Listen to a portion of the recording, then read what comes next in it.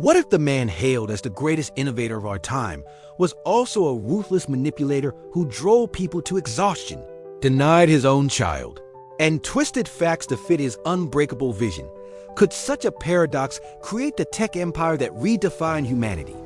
This is the story of Steve Jobs, the visionary mind behind Apple, whose genius wasn't just in building machines, but in bending reality itself. As we dive into his life, you'll discover how one man's relentless drive turned a garage startup into a trillion-dollar behemoth, inspiring millions while leaving a trail of controversy. Whether you're an aspiring entrepreneur, a tech enthusiast, or simply curious about what makes a leader legendary, this narrative uncovers the secrets of Jobs' success, backed by facts, quotes, and stats that reveal the high cost of innovation. Born on February 24, 1955, in San Francisco, Steve Jobs entered the world as an adoptee, handed over by his biological parents, a Syrian Muslim father and a Catholic mother, who couldn't keep him due to family pressures. Raised by Paul and Clara Jobs in the heart of Silicon Valley, young Steve grew up surrounded by engineers and tinkerers, fostering an early fascination with electronics. But here's the paradox. Jobs, who would later champion simplicity in design, led a chaotic youth influenced by the 1960s counterculture. He experimented with LSD, traveled to India for spiritual enlightenment, and adopted a fruitarian diet that left him malnourished. Dropping out of Reed College after just 6 months in 1972, he audited classes like calligraphy, which he later credited for Apple's elegant typography. As Jobs himself said in his 2005 Stanford commencement speech, "You can't connect the dots looking forward. You can only connect them looking backwards." This early rebellion set the stage for a visionary who saw technology not as circuits and code, but as an extension of human creativity. The real suspense begins in 1976, when a 21-year-old Jobs teamed up with engineering wizard Steve Wozniak to found Apple Computer in his parents' garage. What started as a hobbyist project, the Apple I, a bare-bones circuit board, quickly evolved into the Apple II, which sold over 6 million units by 1984 and generated $150 million in revenue, according to Apple's historical financial reports. Jobs' marketing flair turned these machines into must-haves, positioning them as tools for the masses rather than just hobbyists. But tension brewed. Wozniak handled the tech, while Jobs orchestrated the vision, often taking credit that sparked whispers of exploitation. By 1984, the Macintosh launch was a sensation, with its graphical interface and mouse revolutionizing personal computing. The famous 1984 Super Bowl ad, directed by Ridley Scott, depicted Apple as a rebel against IBM's Big Brother dominance, garnering 43 million viewers and boosting sales to $1.5 billion that year. Yet, behind the scenes, Jobs' demanding style alienated teens. Employees reported 80-hour work weeks and public humiliations, leading to high turnover rates of up to 20% annually in the early days, as noted in Walter Isaacson's Biography. Then came the dramatic fall. In 1985, amid internal power struggles, Jobs was ousted from Apple by CEO John Sculley, whom he had personally recruited from Pepsi with the iconic line, "Do you want to sell sugared water for the rest of your life? Or do you want to come with me and change the world?" This betrayal left Jobs devastated, but it sparked an unexpected renaissance. Exiled, he founded Next Computer, pouring $12 million of his own money into high-end workstations that, while commercially flopping with only 50,000 units sold, pioneered software like the Next Step OS, which later became the foundation for Mac OS and iOS. Simultaneously, Jobs acquired Pixar from George Lucas for $5 million in 1986, transforming it from a graphics hardware company into an animation powerhouse.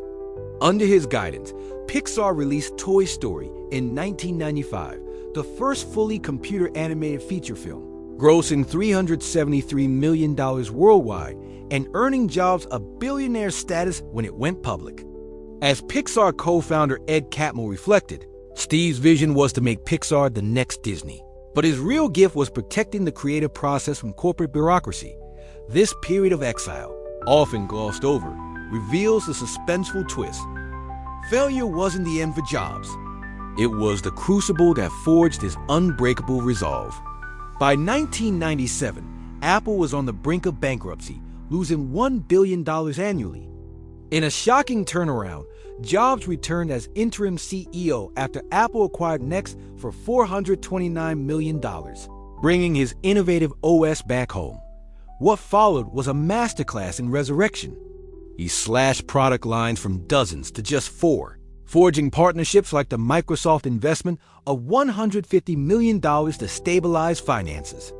The iMac, launched in 1998 with its colorful all-in-one design, sold 800,000 units in 5 months, per Nielsen data, pulling Apple back to profitability. But the real game changer was the iPod in 2001, which held 1,000 songs in your pocket and dominated 70% of the MP3 market by 2004, according to IDC reports. Jobs' visionary mind shone in ecosystems. iTunes revolutionized music distribution, selling over 10 billion songs by 2010. Then, in 2007, the iPhone debut, an iPod, a phone, and an internet communicator disrupted the mobile industry, capturing 50% of smartphone profits despite just 4% market share initially, as per Strategy Analytics. By 2011, Apple's market cap soared to $350 billion, making it the world's most valuable company. Yet Jobs' leadership was a double-edged sword, blending inspiration with intimidation. Coined by Apple engineer Bud Tribble, the reality distortion field described Jobs' ability to convince anyone that the impossible was achievable, pushing teams to deliver the Macintosh in record time, but at personal cost. Surveys from Glassdoor during his era showed employee satisfaction dipping below 60% due to his abrasive style, with reports of him berating staff and firing on whims. Bill Gates, in a 2019 CNBC interview, called Jobs a wizard who cast spells, but admitted, "I was so jealous." Controversially, Jobs denied paternity of his daughter Lisa for years, despite DNA tests proving 94.4% certainty, only reconciling later a human flaw amid his godlike image. His extreme behaviors, like soaking feet in toilets for stress relief or parking in handicapped spots, fueled sensational stories as detailed in Steve Jobs, the exclusive biography. Even his battle with pancreatic cancer from 2003, where he delayed surgery for 9 months in favor of alternative treatments, highlighted his stubborn vision over logic. Despite these shadows, Jobs' legacy is undeniable. He popularized the Think Different campaign in 1997, honoring icons like Einstein and Gandhi, which boosted Apple's brand value by 300% in surveys by Interbrand. Today, over 2.2 billion iOS devices are active worldwide, per Apple's 2023 reports, transforming how we communicate, work, and entertain. Prominent figures like Elon Musk have cited Jobs as inspiration, stating in a 2022 podcast, "Steve's ability to focus on what matters changed industries forever." Statistics from a 2021 Harvard Business Review study show that companies emulating Jobs' innovation focus see 25% higher growth rates. His paradoxical life visionary yet volatile sparks curiosity.